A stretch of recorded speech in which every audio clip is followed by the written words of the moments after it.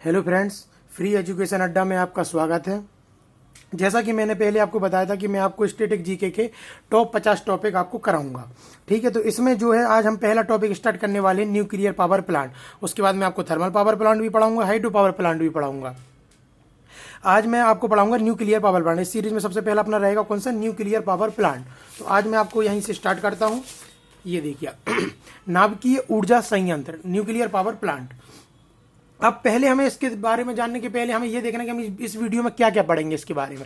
सबसे पहले हम इसके बारे में ये पढ़ेंगे कि हमारे यहाँ नाभिकीय रिएक्टर कितने हैं, नाभिकीय न्यूक्लियर पावर प्लांट कितने हैं, ये पढ़ेंगे हम भारत में कौन से नंबर पर हैं इस चीज़ में।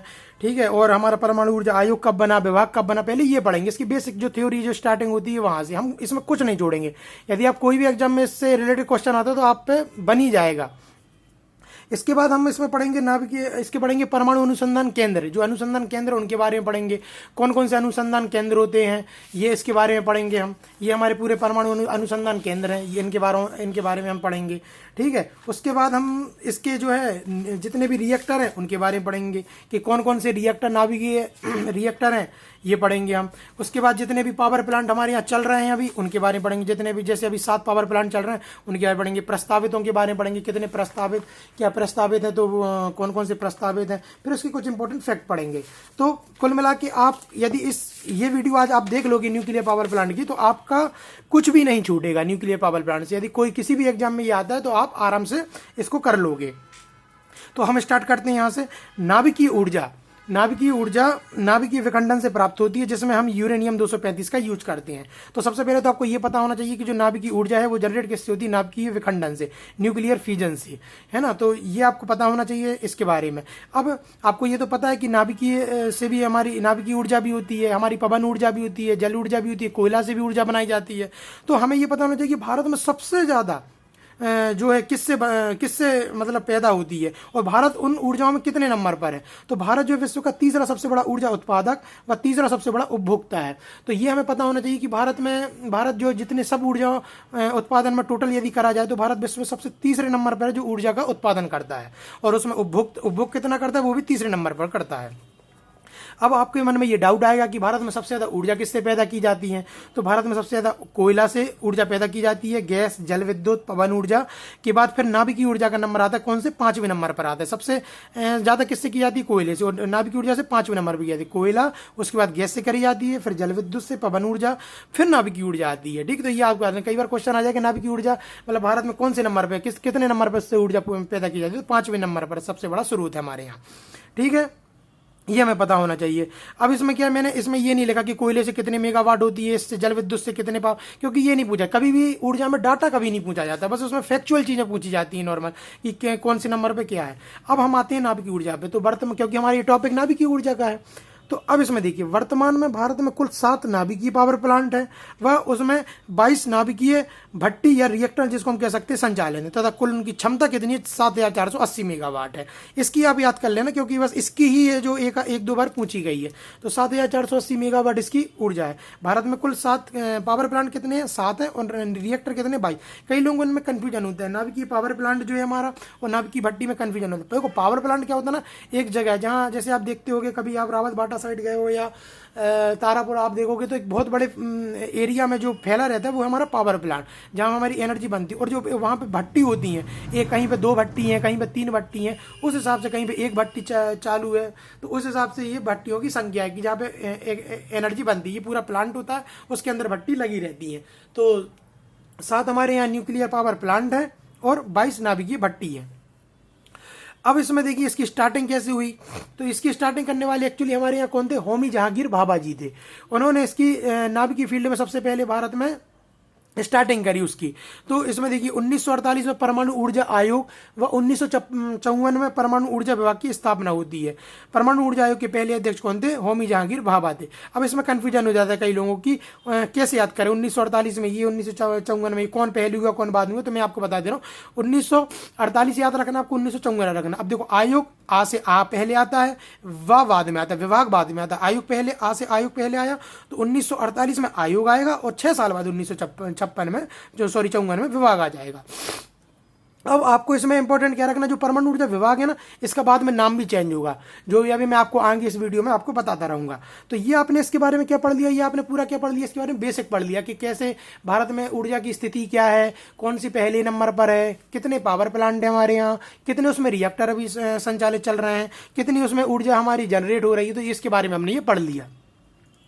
अब इसमें क्या कुछ इंपॉर्टेंट अनुसंधान केंद्र है हमारे, कौन कौन से हैं। अब ये क्या है ना, कोई भी चीज़ यदि हम ऊर्जा बना रहे हैं तो अकेले ऐसा नहीं कि एक पावर प्लांट लगा वहीं ऊर्जा बने, उसकी कुछ अनुसंधान केंद्र होती है, कई उसको फेज से गुजरना पड़ता है उन चीज़ों को, फिर वो बनती है। तो उसके लिए कुछ 5 या 6 अनुसंधान केंद्र हमारे यहाँ बनाए गए हैं। अब आप उनको देखिए, कुछ इंपॉर्टेंट अनुसंधान केंद्र। पहला कौन सा, भाभा परमाणु अनुसंधान केंद्र। ये आपका कहाँ है, मुंबई ट्राम्बे में है। ठीक है, यहाँ पे ट्राम्बे एक जगह है मुंबई के पास, वहां पर है। दूसरा क्या, इंदिरा गांधी परमाणु अनुसंधान केंद्र, कलपक्कम में है, ये तमिलनाडु में। अब इसको याद करना है आपको, मान लो कि कलपक्कम तमिलनाडु, ये डायरेक्ट आएगा कि इंदिरा गांधी परमाणु अनुसंधान केंद्र कहाँ है क्वेश्चन में, ये एनटीपीसी में खूब बहुत आए हैं इससे क्वेश्चन। तो कलपक्कम, कल ये क्या है, पक्का हमें क्या है, तमिलनाडु। तमिलनाडु में एक शब्द आता है मिलना, तो तमिलनाडु, कल पक्का हम मिलते हैं, तो तमिलनाडु से याद कर लेना, किससे मिलते हैं, इंदिरा गांधी जी से। तो इंदिरा गांधी कल पक्का मिलते हैं तमिलनाडु। तो अब आप कभी नहीं बोलोगे कि कल पक्का मिलना कहाँ, तमिलनाडु में, किससे, इंदिरा गांधी से। ये हो गया आपका। अब आप आइए इस पे तीसरे नंबर पे, तो centre for advance technology. Advance technology कहाँ है, इंदौर में। अब आपको इसको याद करने को, जो मैंने याद करा, तो कैसे, अभी साफ सफाई में सबसे आगे आप नाम किसका सुन रहे हैं, एडवांस कौन है साफ सफाई में सबसे आगे, इंदौर। तो उससे आप याद कर लेना, सेंटर फॉर एडवांस टेक्नोलॉजी कहाँ है, इंदौर में। वेरिएबल एनर्जी साइक्लोट्रॉन सेंटर कहाँ है, कोलकाता में। इसको याद करने का जो मैंने ट्रिक बनाई थी, जो आपको याद हो कि जितने भी साइक्लोन वगैरह कहाँ पर आते हैं, उस साइड आते हैं ना, उड़ीसा बंगाल साइड, तो उससे याद कर सकते हो आप। साइक्लोट्रॉन सेंटर कहाँ पर, कोलकाता। ये आपको बस एक अक्षर, इनमें से एक वर्ड पकड़ लेना है पूरा कि कौन सा, तो उस हिसाब से आप इसको याद कर लेना। उसके बाद आएगा आपका atomic minerals directorate for exploration and research. ये कहाँ पर है, हैदराबाद में है। Global centre for nuclear energy partnership, इसका जो कहाँ पर है स्थापित है, बहादुरगढ़ हरियाणा में स्थापित है। अब इसको याद करने का कैसा है कि न्यूक्लियर एनर्जी पार्टनरशिप, अब कोई भी एनर्जी पार्टनरशिप बनाएगा तो पार्टनरशिप, भैया कोई बहादुरी का काम, भैया एनर्जी आपको पता है न्यूक्लियर एनर्जी कितनी हानिकारक भी होती है आसपास के एरिया के लिए, तो उसके लिए कोई पार्टनरशिप बना रहा तो भैया बहादुरी होगा, तो बहादुरगढ़ हरियाणा, ऐसे इसको आप याद कर लेना। अभी मैंने आपको जो थोड़ी देर पहले बताया था कि परमाणु ऊर्जा जो विभाग है वो कब 1954 में बनके तैयार हुआ, मैंने बताया था। इसका आगे आपको बताऊंगा कि पूरा डिटेल क्या है। तो दो केंद्र ऐसे हैं जिनका आपको डिटेल में पढ़ना है। तो इसमें सबसे पहले आता है एटॉमिक एनर्जी स्टेबलिशमेंट ट्राम्बे, परमाणु ऊर्जा विभाग। इसकी स्थापना क्या होती है, 3 जनवरी 1954 में। ये आप महीना और डेट ना भी पढ़ो, ना भी याद करो तो कोई दिक्कत नहीं, 1954 याद कर लेना। अब इससे आपको एक मन में क्लिक होता है कि 1954 में हुआ, और परमाणु ऊर्जा आयोग कब बना था, 1948 में बना था। तो ये आपको याद कर लेना है, ठीक है, ये 1954 में बना था। अब मुख्यालय जो है, इसका मुख्यालय कहाँ है, मुंबई ट्राम्बे में, आपको बता चुका हूँ पहले। इसके संस्थापक कौन थे, होमी जहांगीर भाभा। मतलब ये तो नाभिकीय जो प्रोग्राम चालू ही करवाए हैं किसने, होमी जहांगीर भाभा जी ने, ठीक है। उसके बाद क्या होता है, इसी का परमाणु ऊर्जा विभाग का 1966 के बाद क्या होता है, भाभा जो हमारे होमी जहांगीर भाभा जी हैं, उनकी क्या हो जाती है, डेथ हो जाती है। तो उनकी याद में, उनके नाम पर इसका नाम बदल दिया जाता है, क्योंकि इनकी स्थापना इन्हीं ने कराई थी। तो इसका नाम क्या हो जाता है इसका, भाभा परमाणु अनुसंधान केंद्र, बार्क, जिसको हम बार्क कहते हैं, भाभा एटॉमिक रिसर्च सेंटर, इसको हम क्या शॉर्टकट में कह देते हैं। तो 1900 इसका नाम क्या हो जाता है, भाभा परमाणु अनुसंधान, जो आप सुनते रहते हैं ना, तो वो यही है, परमाणु ऊर्जा विभाग का ही नाम बदल दिया गया था 1966 में। तो ये आपको याद हो गया। अब दूसरा आपको क्या पढ़ना है, Indira Gandhi centre for atomic research. Indira Gandhi centre for atomic research, ये दूसरा केंद्र है। इसकी स्थापना कब होती है, 1971 में। बस इसके सन याद कर लेना।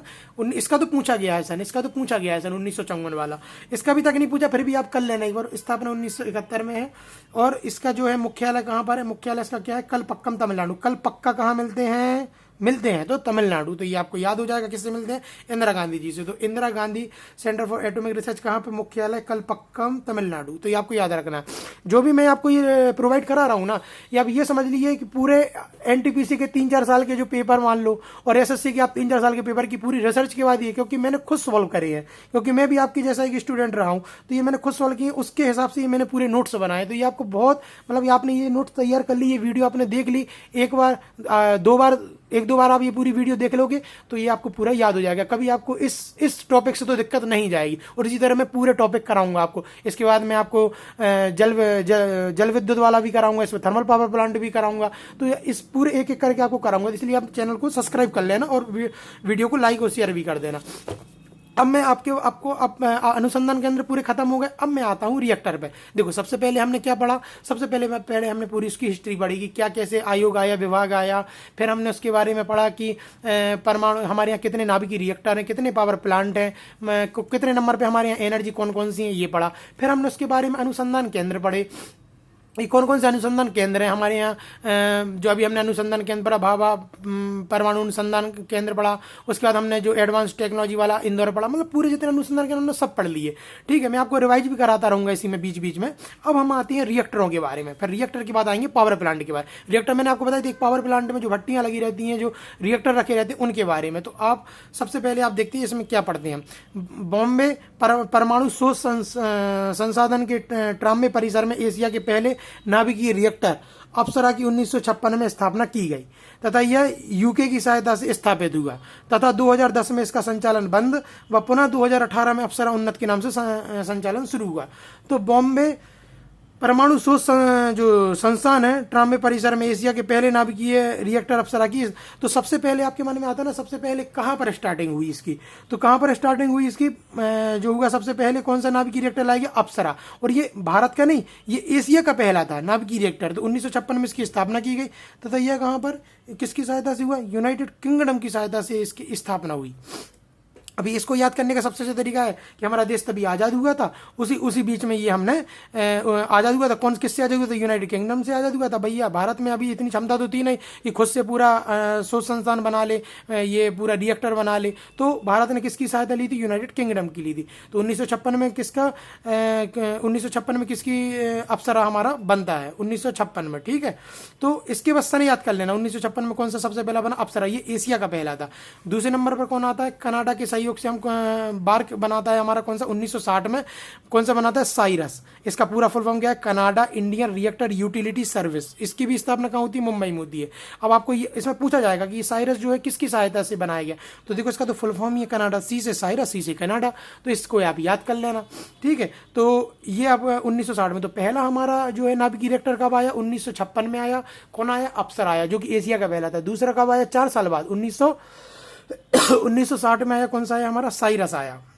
ठीक है, अब अभी तक इंडिया सहायता ले रहा है। पहला भैया हम आज़ादी हुए थे यूके से, तो उन्हीं की सहायता ली, यूनाइटेड किंगडम की हमने सहायता ली। उसके बाद हमने फिर कनाडा की हेल्प ली 1960 में, साइरस, सी से साइरस, सी से कनाडा। अब हम आते हैं तीसरा रिएक्टर हमारा कौन है, जर्लिना, 1961 में, 1 साल बाद। अब ये कैसा स्वदेशी, भारत ने बोला कि बहुत हो गया, अब दूसरों की हेल्प नहीं, अब खुद से बनाते हैं। तो भारत ने पहला ये स्वदेशी बनाया, कौन सा, तीसरा रिएक्टर जर्लिना, 1961 में, ये स्वदेशी था, है ना। अब इन 3 रिएक्टरों को आपको मैंने याद कर लेना। पहला मैंने कौन सा पढ़ा है आपको, अप्सरा पढ़ा है 1956 में, किसकी सहायता से, यूके की सहायता से। दूसरा कौन सा पढ़ा है मैंने 1960 में, कौन सा पढ़ाया आपको, साइरस पढ़ाया, सी से साइरस, सी से कनाडा, किसकी सहायता से, कनाडा की हेल्प से। ठीक है, तीसरा मैंने कौन सा है, जर्लिना, ये आपका स्वदेशी है। ठीक है, स्वदेशी है, 1961 में बनाया। अब और भी रिएक्टर है, पर आपको मेन 3 ये याद रखने हैं, बाकियों के बस नाम याद कर लेना है। ध्रुव आया है, फिर पूर्णिमा 1 आया है, पूर्णिमा 2 आया, पूर्णिमा 3 आया है। और भी एक इंपॉर्टेंट रिएक्टर है, इन 3 को तो पढ़ना ही आपको, इसको और याद कर लेना है। इसको क्यों याद करना, मैं आपको थोड़ी देर में बताऊंगा क्यों याद कर लेना है। तो कामिनी एक रिएक्टर है हमारे यहाँ, इसका कामिनी का फुल फॉर्म क्या है, कामिनी, कलपक्कम मिनी रिएक्टर।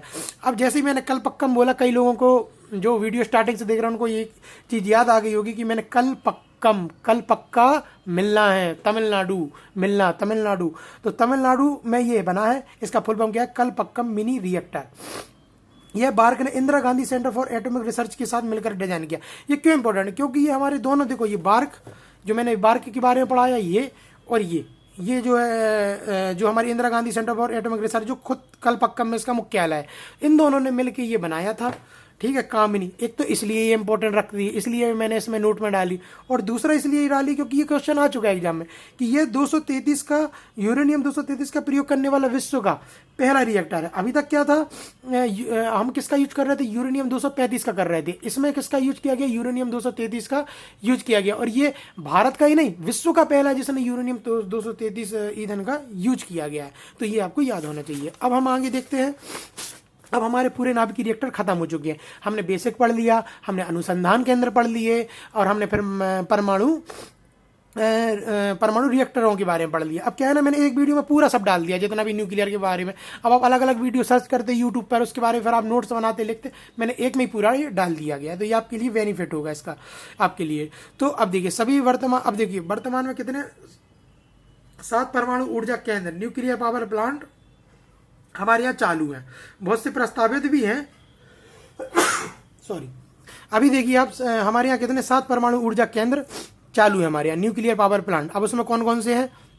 रावत भाटा है राजस्थान में जो है, काकरापारा गुजरात में, तारापुर महाराष्ट्र में, केगा कर्नाटक में, कुडनकुलम तमिलनाडु में, कलपक्कम जो है तमिलनाडु में है, नरोरा हमारा कहाँ पर है? यूपी में है। अब इसमें आप देखिए कि जो ये 7 जो है ना, ये अभी चल रहे हैं इंडिया में। कुछ प्रस्तावित भी हैं जो हम आगे पढ़ेंगे। अभी हम इन 7 के बारे में पढ़ते हैं आपकी। तो देखो मैं आपको ट्रिक के माध्यम से बताऊं। रावत भाटा, रावत भाटा रा से स्टार्ट हो रहा तो राजस्थान में है। रावत भाटा रा से राजस्थान, ये हो गया। काकरापारा गुजरात, इसको याद करने की ट्रिक क्या है कि काकरापारा, अब आपको याद होगा ताप्ती नदी कहाँ पर बहती? गुजरात में। ताप्ती, तपती हुई, मतलब काकरापारा, मतलब ऐसा होता है ना कि आज पारा बहुत हाई है, ऐसे कहते हैं ना गर्मियों में आज पारा बहुत ज्यादा है आज के मौसम का, ऐसा। तो काकरापारा से इससे गर्मी आपको वो होती है, मतलब तपती हुई। तो ताप्ती गुजरात, तो गुजरात में ताप्ती नदी बहती थी। मैंने इसी तरह याद करी थी इसको। काकरापारा, पारा कहाँ? गुजरात में। और वैसे भी वहां पे आपको पता ही मरुस्थल है, तो गुजरात से तपता हुआ पारा है ना, तो काकरापारा गुजरात में। इसके बाद आप आ जाओ किस पे? तारापुर में आ जाओ। तारापुर में क्या है? महाराष्ट्र आप याद कर लो। तारापुर कहाँ है? महाराष्ट्र में है। केगा कहाँ पे? कर्नाटक में। देखो नाटक के लिए जाते हैं तो हम बढ़िया बाल सवार के जाते हैं ना नाटक में, किससे? कंगी से। तो केगा से कर्नाटक याद कर लेना।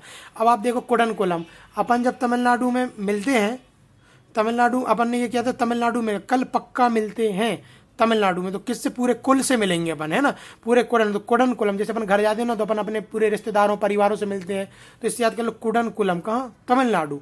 और कलपक्कम तमिलनाडु। तो मिलते हैं, कल पक्का मिलते हैं, और पूरे कुल से मिलते। कुडनकुलम, कुलम, पूरे कुल से मिलना है तमिलनाडु। तो इस तरीके से याद कर लेना। कुडनकुलम तमिलनाडु, कलपक्कम तमिलनाडु, और नरोरा उत्तर प्रदेश। नरोरा कहाँ? तब देखो ये आपको एग्जाम में ज्यादातर है ना यही आएंगे, ये आएंगे और ये आएंगे।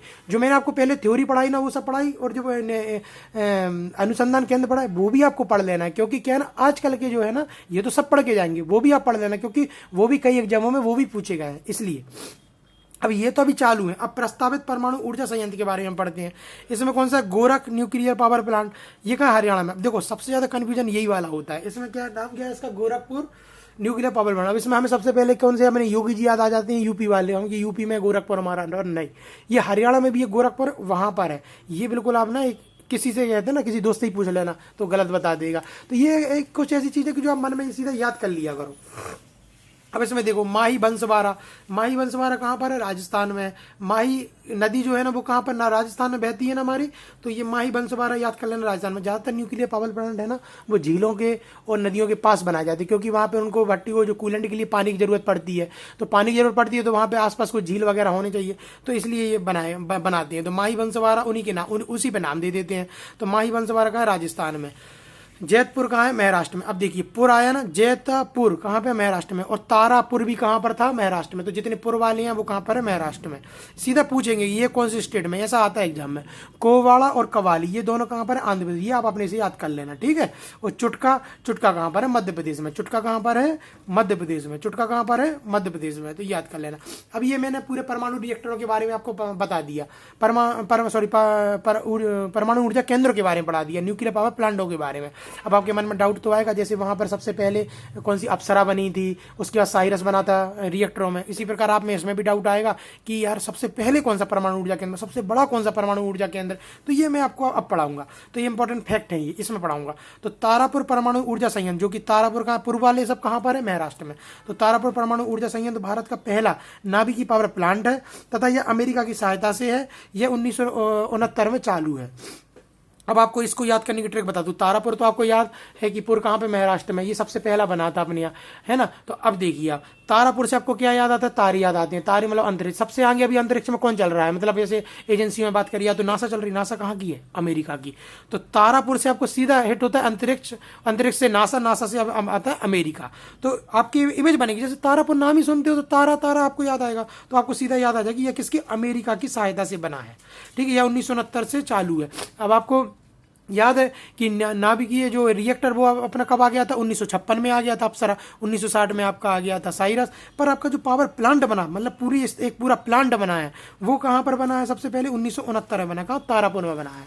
ठीक है, उसके बाद अब दूसरा क्या पॉइंट है, रावत भाटा परमाणु ऊर्जा संयंत्र, ये दूसरे नंबर का न्यूक्लियर पावर प्लांट है तथा यह किसकी, कनाडा की सहायता से बना है। तो रावत भाटा जो है ना, वो किसकी, कनाडा की सहायता से बना है। ठीक है, अभी जो पहला बना था वो किसकी सहायता से बना था, किसकी सहायता से बना, अमेरिका की सहायता से बना था। और कब बना था, 1969 में।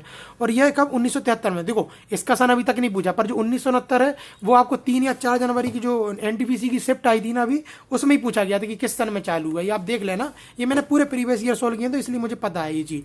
तो अब आप रावत भाटा कब हुआ, ये कनाडा की, अब क्या पता अगली बार ये पूछ ले किसी एग्जाम में, तो कब हुआ, 1973। इन दोनों का बस याद करना है, इसका नहीं करना जो आगे मैं बताऊंगा, बस इन दोनों का याद करना। ये 1973 का, ये इसका याद नहीं करना अभी। तो ये 1973, ये हो गया रावत भाटा किससे, कनाडा की सहायता से 1973 में चालू हुआ। अब आ जाओ कलपक्कम। कलपक्कम क्यों इंपॉर्टेंट है, कलपक्कम से आपको याद आ जाता है पहले तो कहां पर है, तमिलनाडु में। कलपक्कम भारत का पूर्णतः स्वदेशी पावर प्लांट है। एक तो जैसे वहां पे जर्लीना बनाई थी ना न्यूक्लियर रिएक्टर में, तो ऐसी पूरा प्लांट जो है पूर्णतः स्वदेशी कौन सा पहला, कलपक्कम है। तथा यह कहां, 1984 से शुरू हुआ और यह भारत का तीसरा पावर प्लांट है। ठीक है, फिर आ जाओ अपन किस पे, केगा परमाणु ऊर्जा संयंत्र। ये हो गया पूरा अपना पॉइंट खत्म। अब इंपॉर्टेंट चीज बता देते जो कि आपको नॉर्मल आपको एक बार ऐसे देख लेना है। केगा परमाणु ऊर्जा संयंत्र के 962 दिन में लगातार काम करने का विश्व रिकॉर्ड बनाया। विश्व में सबसे पहला ऐसा केगा परमाणु ऊर्जा संयंत्र जिसने 962 दिन लगातार काम किया है। ठीक है, अब आ जाओ, अब आपके मन में डाउट आएगा सबसे बड़ा परमाणु ऊर्जा संयंत्र कौन है हमारे, तो कौन सा है, कोडनकुलम परमाणु ऊर्जा संयंत्र सबसे बड़ा ऊर्जा संयंत्र। कितना, 2000 मेगावाट का ये यहाँ पे जनरेट होती है। ठीक है, ऊर्जा यहाँ पे, तो ये याद रख लेना। हम सबसे लास्ट में अब आते हैं परमाणु, भारत में जो परमाणु परीक्षण हुए हैं इसको याद रख लेना, ये इंपॉर्टेंट है, ये दोनों इंपॉर्टेंट है, इसको आप याद रख लेना।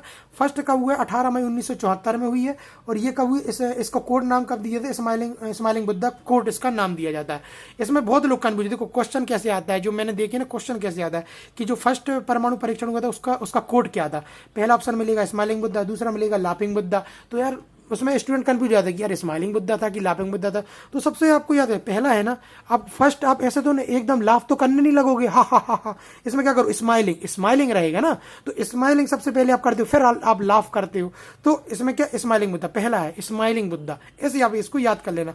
अब ये बता रहा हूँ कि ये आपको ना कई लोग स्टूडेंट्स आपको आगे कर दे, कई स्टूडेंट इसमें कंफ्यूज हो जाती है। ठीक है, अब आप आ जाओ सेकंड पे, 11 मई इनका डेट और सन दोनों याद करना है। ठीक है, सेकंड 11 मई 1998, इसमें क्या है, ऑपरेशन शक्ति है, ऑपरेशन शक्ति है इसका। ठीक है, अब इसको याद करने का तरीका बताऊं, 1998-99 में क्या हुआ था, हमारा कारगिल युद्ध, अपन ने पाकिस्तान को हराया था उसमें और धूल चटाई थी उनको, तो अपन ने उसको में क्या, शक्ति प्रदर्शन किया था अपना। तो ऑपरेशन शक्ति याद कर लेना इससे। तो ऑपरेशन शक्ति सेकंड वाले का है, फर्स्ट वाले का स्माइलिंग बुद्धा है। और हमारे यहाँ नाभ की जो मैं आपको स्टार्टिंग बताता नाभ की प्रोग्राम के जनक कौन है भारत में, तो होमी जहांगीर भाभा। इस तरीके से हमारे ये पूरा जितना भी हमने पढ़ा है, पूरा नाभिकीय ऊर्जा संयंत्र हमारा खत्म होता है। जितने में यदि आपने ये वीडियो 1 या 2 बार देख ली तो आपको कहीं से पढ़ने की जरूरत नहीं है, पूरा आपको इसी में से डाउट आपके पूरे सॉल्व हो जाएंगे। जैसे कि आज मैंने आपको बताया था कि मैं आपको पूरे एक एक करके टॉपिक पढ़ाऊंगा। आज हमारा न्यूक्लियर पावर प्लांट इसमें समाप्त होता है।